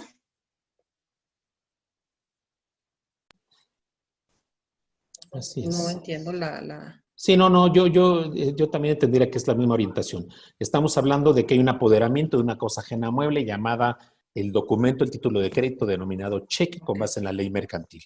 Entonces, hay dos posibilidades. Una, de que eventualmente nos ciñamos solamente al valor intrínseco de la cosa, como lo dice la propia legislación, o en su defecto a que efectivamente, si fuera un documento cobrable, si fuera un documento que estuviera respaldado, ¿no? Crediticiamente hablando, cambiar el escenario por completo, ¿no? Pero al parecer, en el ejemplo que se nos pone, no nos quedaríamos solamente en el plano de la constatación del valor intrínseco de la cosa, ¿no? Bien, muchas gracias. El maestro Ramiro de la Guardia Salas dice, creo que ahora otro problema es el que viene como consecuencia de la pandemia, ya que a veces se suben con cubrebocas. Esta inquietud la escribieron cuando estaban hablando de los robos en el transporte público y estas cuestiones. Sí, bueno, es que en ese punto efectivamente me parece que se estaría convirtiendo en una suerte de embosamiento, ¿no? El embosarse es el hecho de cubrirse parcialmente el rostro para poder llevar a cabo alguna conducta delictiva o alguna conducta ilícita, y creo que esa es una preocupación muy interesante, porque no es lo mismo que uno ve el rostro de la persona, que uno, digamos, en algún momento que deba llevarse a cabo alguna suerte de reconocimiento procesalmente hablando, ¿no? O de confronta procesalmente, pues que nos colocaría en una condición de imposibilidad, dado que el sujeto, pues, tuvo la precaución, ¿no? Es muy ratero, pero también muy atendido de la pandemia y muy cuidadoso de las cuestiones sanitarias, ¿no? Entonces, me parece que ahí sí habría que también pensar cómo se podría, digamos, inhibir que el sujeto se escude atrás de un cubrebocas, que todos lo sabemos perfectamente, que hay de muchas clases y muchos tipos, y que en determinado momento, pues bueno, habrá quien pueda mañosamente cubrirse prácticamente todo el rostro, que le permita observar lo que está haciendo y llevar a cabo una conducta, ¿no? Casi enmascarado, ¿no? Entonces creo que efectivamente ahí habría muy altas probabilidades de que se valgan de este medio. Maestra. Coincido, maestro, coincido, doctor. Yo creo que eso nos impide de alguna manera, primero, proporcionar media afiliación, segundo, hacer un retrato hablado y hacer una confronta AFIS para efecto de que se pueda lograr una identificación por lo menos presuntiva. La pandemia trae otras consecuencias también poco más graves. Bien, muchas gracias. Dice otra pregunta, ¿existe también el robo de fluido? ¿Podrían comentarlo? El robo equiparado. A eso se refiere el robo equiparado que se contempla en el 221, la energía eléctrica o cualquier otro fluido está contemplado en el 221, fracción primera, y se equipara como el robo. Si bien es cierto, atiende las mismas condiciones subjetivas del delito, el objeto refiere ser diverso y por eso es que se equipara. Sí, porque Pero tiene una pena efectivamente... específica también. No, claro, pero es que efectivamente la equiparación nace de que realmente no es un objeto, digamos, algo que podamos sostener en la mano y que vamos, mira, aquí está, ¿no? Sino que es precisamente algo consecutivo, ¿no? Que no va a poderse, o sea, el hecho de que digamos en el tipo penal básico cosa ajena a mueble, podría estar excluyendo esta posibilidad y por eso el legislador decide crear un tipo penal en el cual ahora lo que hace es la equiparación al robo, considerando o cosificando lo que es la energía eléctrica o los fluidos, ¿no? Y lógicamente las sanciones siguen siendo las mismas, ¿no? Se va a sancionar con las mismas penas, pero aquí lo que se puntualiza es el tema de que es posible también de una apropiación de fluidos o de energía eléctrica. Y nos sirve de paso para mencionar algo que yo tangencialmente comenté, el tema de cuando eventualmente también alguien puede robar algo que le es propio. que la fracción segunda de este propio artículo 221 lo dice. Dice, comete el delito también quien se apodera de una cosa mueble propia, pero en aquellos casos en que de alguna forma se encuentra restringido su derecho de propiedad sobre la cosa, su jus frendi, su jus utendi, su jus abutendi, en donde el sujeto, por ejemplo, vamos a pensar que a mí me embargan mi vehículo, ¿no? Y se le queda en depósito una tercera persona, y yo en la noche, ya sé dónde lo llevaron, tomo la llave de mi vehículo, voy y me lo traigo otra vez, ¿no? Eso es robo, porque aunque yo sea el propietario de la cosa no tengo libre disposición, el uso y disposición de la cosa, ya que está limitado por una orden judicial en la que se respaldaría un acto como el embargo del bien, ¿no? Gracias. Gracias. Una pregunta específicamente para la maestra, para la doctora Ruiz, dice: doctora, usted menciona que el acuerdo reparatorio es una posible puerta a la impunidad. Me gustaría preguntarle si usted considera que debe desaparecer esta figura o agregarle condiciones más estrictas. Definitivamente agregarle condiciones más estrictas, porque no podemos estarle dando oportunidad a alguien que ya se dedica o que hace de su vida de este tipo de delitos. Yo creo que sí te tienen que poner condiciones más enérgicas y hacerse una supervisión muy estricta de ellas. Doctor, ¿algo que agregar? No, bien. Siguiente pregunta. ¿Qué debería hacer la ciudadanía para... Perdón, ya sé, es que entró otra pregunta y se me fue. ¿Qué debería hacer la ciudadanía para que el delincuente no saliera por la puerta giratoria? Yo creo que la ciudadanía no, más bien quien tiene que hacer las modificaciones o las restricciones sería nuestro poder legislativo. Incrementar, como en el caso que comentamos de los aumentos de las penas, de las prisiones preventivas oficiosas, aumentar un catálogo, pero al final vamos a terminar, creo yo, considero que vamos a terminar como en el sistema tradicional, es decir, todos vamos hacia adentro con una formal prisión y ahí nos vamos a quedar hasta que se resuelva si eres culpable o no. Entonces, pues no es la intención del nuevo sistema de justicia penal, pero al final creo que tendría que ser lo más procedente. Sí, yo coincido también en que Pero está en manos efectivamente del legislador. Claro, pero además esta transformación tiene que ver con lo que usted está diciendo, maestra. El apetito de evitar que haya una sobrepoblación en las cárceles, de que el derecho penal no vaya tan recargado en la prisión preventiva como históricamente lo ha sido en el caso mexicano, pero lamentablemente los efectos no han sido los esperados. Lamentablemente, en un esquema tan extremadamente garantista como el que hoy tenemos, pues pareciera que hemos privilegiado más al que ejecuta una conducta delictiva o a aquel a que se le imputa la ejecución de una conducta delictiva, que a la propia ciudadanía o a los propios gobernados que se sientan seguros. Yo coincido con usted en cuanto a que efectivamente es una tarea que le corresponde al legislativo, pero que también creo que quien aplica, el aplicador de la ley, tendrá el imperativo de hacer, de llamar la atención en ese sentido, ¿no? Finalmente, hoy tenemos una fiscalía que tiene una condición de órgano constitucional autónomo, que en esa condición de autonomía podría también erigirse en un exigente de que haya mejores condiciones para el ejercicio de la procuración de justicia, ¿no? Y por otro lado, creo que le diría yo a mi querida Maru, que efectivamente hay una pequeña cosita que sí podemos hacer. Ir hacia la denuncia, o sea, otra vez, no perder no generar ese desazón que todos tenemos de repente de que es que no funciona, es que me voy a tardar, es que yo creo que tenemos que buscar eso, porque repito, ¿qué va a pasar cuando un sujeto caiga en manos de la autoridad y que repentinamente se le impute un robo simple, porque es lo que en ese momento se está generando, cuando atrás de él trae todo un historial de robos que pudieran haber sido ejecutados con violencia, por ejemplo, ¿no? Y que al no haber la denuncia, al no haber el precedente, pues la autoridad se va solamente con lo que tiene a la mano, que sería la imputación por un robo simple, y va para la calle. Entonces, ¿qué podemos hacer como ciudadanía? Ser más responsables de una cultura que ya hemos dicho en las sesiones anteriores, la cultura de la denuncia, ¿no? Insisto, me parece que en muchas ocasiones, ¿en qué basamos nuestro uso del tiempo? ¿En qué beneficio o de qué manera yo lo aprovecho?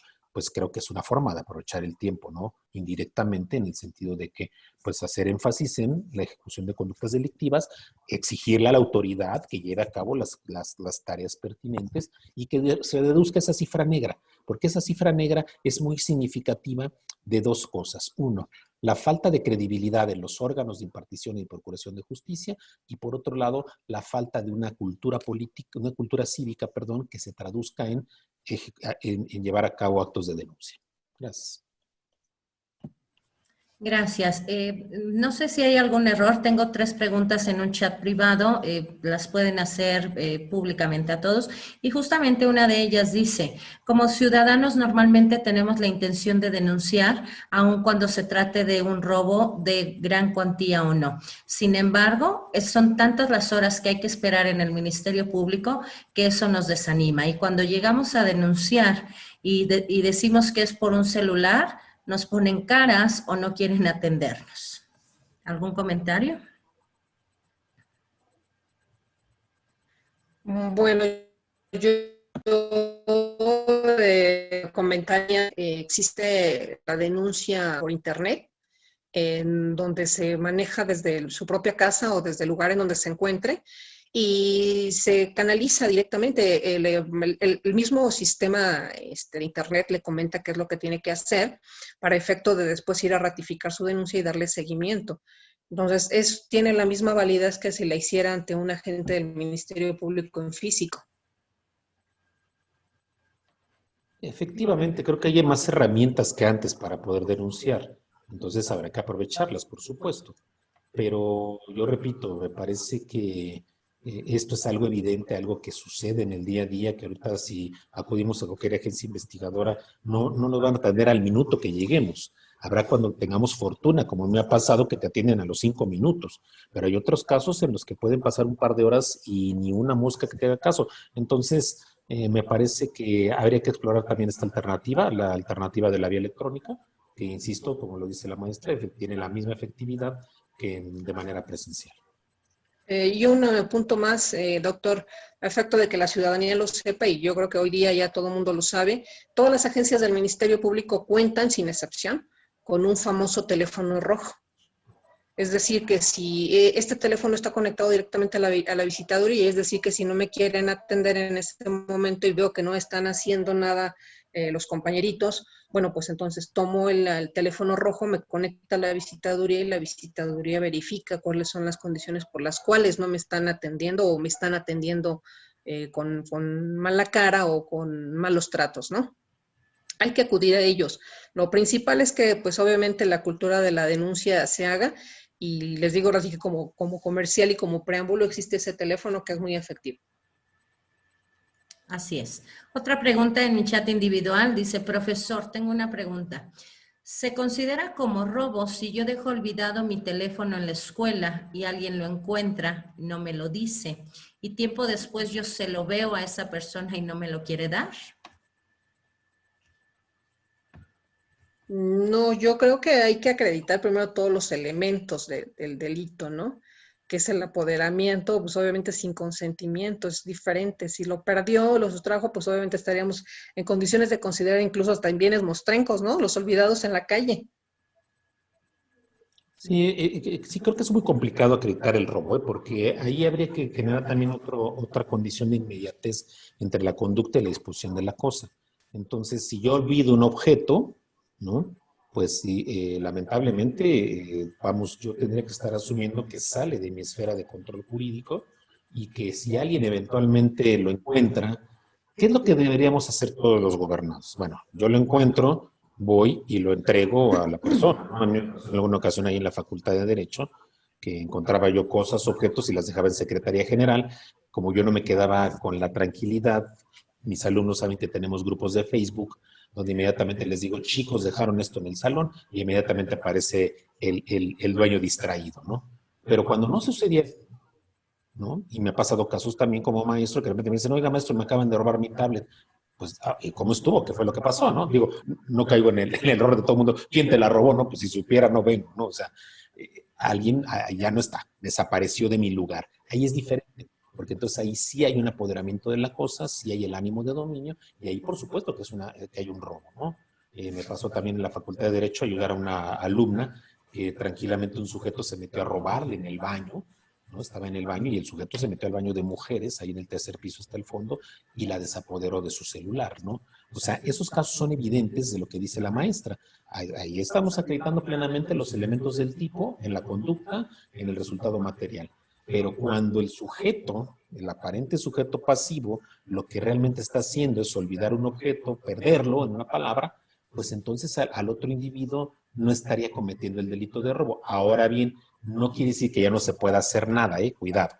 Si yo puedo acreditarle la propiedad del objeto a la persona y le requiero de la entrega de la cosa y no lo hace, entonces ahí sí podríamos generar alguna acción legal. Pero hay que tener mucho cuidado porque puede haber esta confusión entre otra forma de delitos como el abuso de confianza equiparado. Hay el abuso de confianza equiparado en el que el sujeto, ¿no?, puede haber tenido posesión de la cosa. Voy a poner un ejemplo mucho más claro.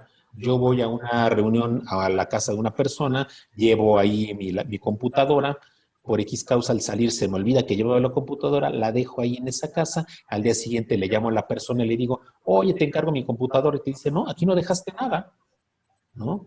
Ahí hay una hipótesis de abuso de confianza equiparado, porque si bien yo no le hice la entrega de la cosa, le di la tenencia de la cosa, esta se presume por el solo hecho de que yo la dejé en su domicilio, ¿sí me explico? Y entonces yo puedo pedir a la autoridad le tendrá que decir, a ver, le va a requerir de la formal entrega de la cosa. Si no hace entrega de la cosa, entonces ahí sí podría cuadrar. Entonces ahí habría que ver si, qué tan factible sería orientarlo por ese lado, pero repito, ¿no? De bote pronto, robo no es. Bien, gracias. Otra pregunta. ¿Cómo se cuantifica el robo de hidrocarburos para efecto de la pena? Bueno, este está contemplado en el Código Penal Federal, no tanto en el Código Penal Local. Es el que yo comentaba hace un momento, que es finalmente el delito que tiene la pena mayor, y está contemplado en el... Un momentito, por favor.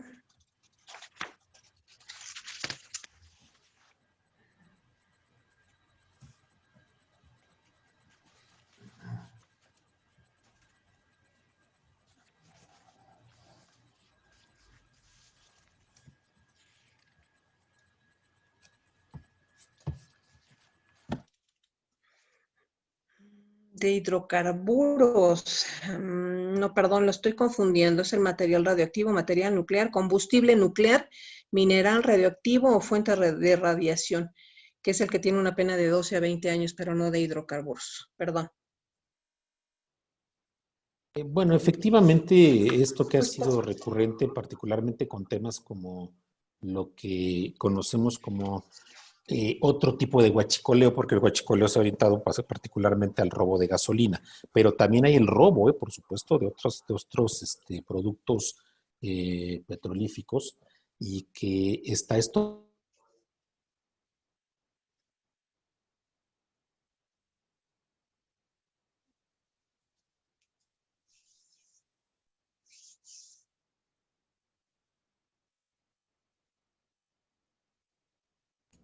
Doctor Miguel Ángel cerró su micrófono. No, bueno, gracias. A ver, ¿me escuchan ahora sí?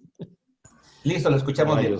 Bueno, ya he dicho todo un rollo sobre el tema, perdón, pero es que no me percaté que había cerrado el micrófono.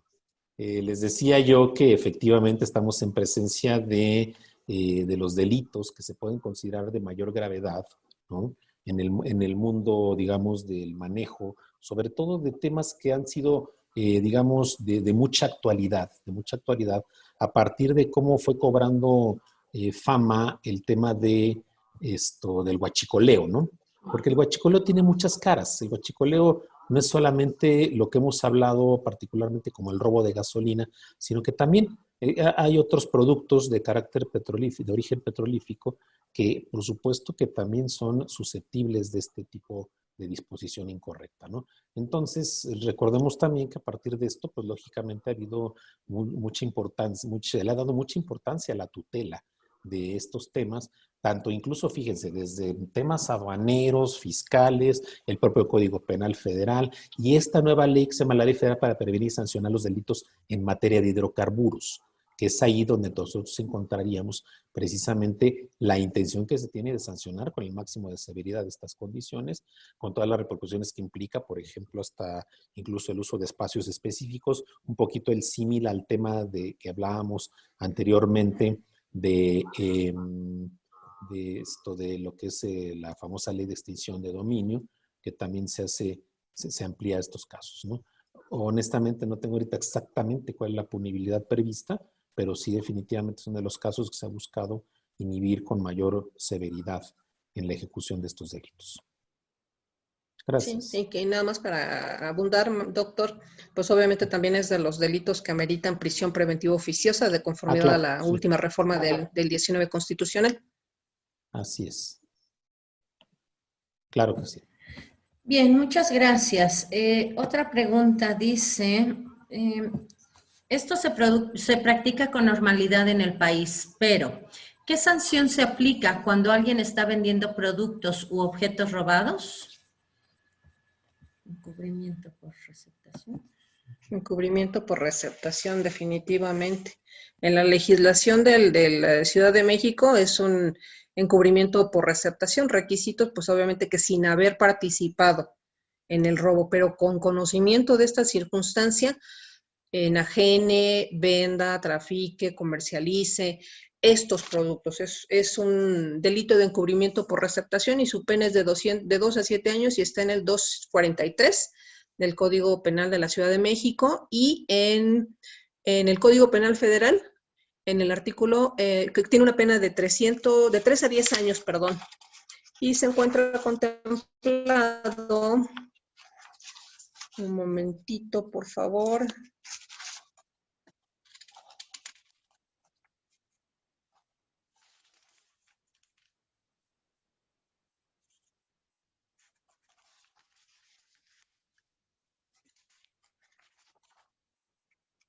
En el 368 bis del Código Penal Federal. Y tiene una pena de 3 a 10 años, que era lo que habíamos comentado. Al final, el Código Penal Federal contempla una pena para esta conducta mayor a la del Código Penal de la Ciudad de México. Y solo para redondear, es muy importante para quien hace la pregunta tener presente que siempre el que actúa debe hacerlo con conocimiento de la circunstancia. Es decir, si a mí, por ejemplo, llega un vecino y me dice, oiga, yo sé que se dedica a la compraventa de celulares y que lo hace, aparentemente, pues tiene su negocio en forma lícita, etcétera, etcétera. Incluso hasta me ofrece la venta de uno de ellos o me ofrece que le ayude a la venta de alguno, me da a mí una factura que estaría amparando la propiedad del bien mueble. Bueno, pues ahí, si yo no tengo un conocimiento claro de que el origen es ilícito del bien, pues ahí ya no cometo el delito de encubrimiento por receptación. Bien, vamos por cuestión de tiempo con la última pregunta.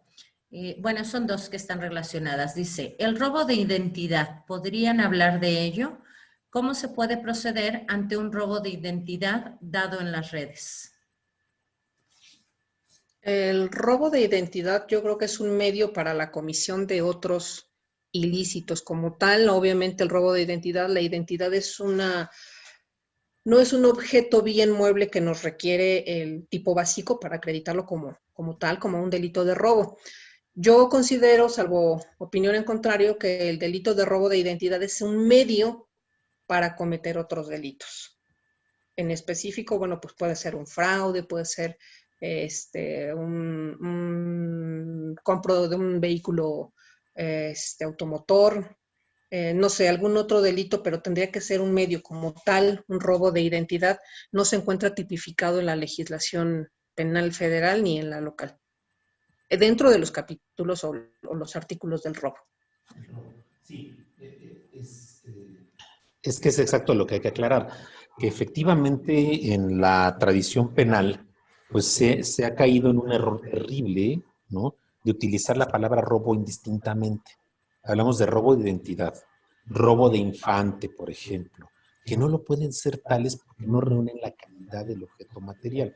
Sin embargo, estos términos han dado a ser ilustrativos de que existe, digamos, el entrar en posesión de algunas circunstancias o elementos que de manera ilícita se allegan a ellas, y como dice la maestra, por ejemplo, en el caso del robo de identidad, estamos sumando, ¿no?, circunstancias donde el sujeto en realidad lo que hace es suplantar a otra persona, valerse de sus datos personales, de sus identificaciones, etcétera, y con base en eso actuar en nombre de esa persona o escudarse en un nombre falso para llevar a cabo las conductas delictivas, ¿no? Cualquiera otras, por supuesto, ¿no? Pero repito, me parece que no es afortunado que el legislador recurra a palabras que son propias de los delitos patrimoniales, que vienen desde el derecho romano como figuras delictivas y que hoy las traspolemos tranquilamente a otras áreas. Gracias. Gracias, doctor. Bueno, pues por el día de hoy hemos llegado al fin de este conversatorio. Muchas gracias por participar, muchas gracias por acompañarnos, maestra. Excelente, excelso conversatorio, de verdad. Y para que se despidan primero ustedes dos, por favor, adelante. Pues muchas gracias por la invitación. La verdad es que el tema del delito de robo pareciera ser como que iba a ser un tema muy simple, sin embargo, hay muchas aristas en relación al tema y sobre todo a las calificativas y identificaciones que se van haciendo en las reformas y con las intenciones buenas del legislador, pues obviamente cubren, y yo creo que una hora para el día de hoy es un poco complejo, es un tema muy amplio. Y les agradezco mucho la invitación y agradezco a todos los participantes que estuvieron con nosotros el día de hoy. Interesante tema, la verdad es que incluso a mí, que lo manejé durante mucho tiempo, me resultan a veces sorprendentes muchas cuestiones en el propio delito. Muchas gracias y gracias por la atención y por la invitación. Gracias. Bien, pues también ya para cerrar la sesión de hoy, agradecerle a la Asociación Nacional de Abogados y Profesionistas, a nuestro querido amigo, el maestro Roberto Garrido, todo el apoyo que nos brindan con estos eventos, a la maestra Teresa por su atinada conducción y por supuesto, mi queridísima maestra Ruiz, el hecho de contar con usted para nosotros ha sido muy valioso. Esperamos seguir contando con su apoyo en subsecuentes eventos que hablemos de estos temas tan importantes y decirle a todos los que nos acompañan, pues que efectivamente este es un delito de una recurrencia cotidiana, lamentable, que por supuesto quien quiera conocer el derecho penal tendrá que estudiarlo, tendrá que revisarlo y también tendrá que ir en una pendiente necesaria de actualización por las grandes transformaciones que van sufriendo estos delitos, ¿no? Vamos a adminicularlo y vamos a conectarlo el día de mañana cuando hablemos también ahora en forma genérica de los delitos patrimoniales, ¿no? Pero será tocado definitivamente de forma tangencial por esa correlación que habrá de esta familia delictiva y pues los esperamos con todo gusto el día de mañana y muchas gracias por toda su atención. Muy amables. Gracias, doctor. Gracias, doctora Ruiz. Un placer haber compartido con ustedes. Nuevamente, gracias a la ANAP por su invitación. Les recuerdo que al final de este conversatorio nos pondrán en la pantalla los datos de los conversadores de hoy por si tienen alguna duda o si desean contactarlos. Maestro Roberto, por favor, adelante. Muchísimas gracias, licenciada. Maestra Emma, le agradecemos infinitamente sus aportaciones, muy distinguida su participación, muy ilustrativa, sobre todo con toda esa experiencia que ya posee usted y que nos ha traído una nueva luz. Sobre todo veo que hay muchos chicos aquí muy jóvenes que están de alguna manera entrando en estos terrenos del derecho y pues bueno, esa es parte de la finalidad de estas pláticas, de estos conversatorios, tratar de acercarnos a la gente, a los muchachos, para efecto de que puedan irse integrando y conozcan y esta realidad que vivimos hoy tan lacerante y que pues también desde su trinchera pues aprovechen la experiencia de gente tan docta como usted, maestra, para que pues este país y esta ciudad sea un poquito mejor, ¿no? Muchas gracias y esta es su casa, maestra, para cuando usted guste. Estamos a sus órdenes. Y doctor, gracias, pues... maestro. Gracias, maestro. Muy agradecida por la invitación. A sus órdenes. Y doctor, pues como siempre, muchas gracias. Tan distinguidas participaciones, siempre complemento exacto, oportuno. Y pues gracias por todo, de nueva cuenta. Un abrazo fraternal también para la licenciada Claudia. Y bueno, pues a todo el equipo de la ANAP, que no se ve, pero que están. Tenemos gente que ha estado trabajando duro con todo esto. Y pues también agradecerles porque aunque no se ven, también pues han hecho posible esto. Gracias a todos nuestros asistentes, a todos aquellos que nos han acompañado el día de hoy. Gracias por su presencia. Les pedimos que se sigan con nosotros. Mañana tendremos una conferencia también, un conversatorio que para mí pues son cátedras magistrales porque hablan de tanta experiencia. Y bueno, pues también el viernes concluimos con una de violencia intrafamiliar a cargo de también un próximo doctor en Derecho, que es nuestro también buen amigo Alejandro Jiménez, que por supuesto también estará con nosotros. Maestra, por favor, esperamos sus atinados comentarios y preguntas para ese día. Y mañana, por supuesto. Gracias a todos, que estén muy bien todos, les agradezco su tiempo y sí, efectivamente, si quieren datos de contactos, aparecerán enseguida. Y recuerden que la asociación tiene muchos temas de qué hablar, hemos hablado de temas electorales, estamos haciendo convenios con universidades para desarrollar la cultura jurídica. Y bueno, pues cualquier comentario, duda o lo que sea, estamos a sus órdenes en los siguientes datos de contacto. Gracias a todos, que estén muy bien, buenas noches y hasta pronto. Muchas gracias, excelente noche a todos.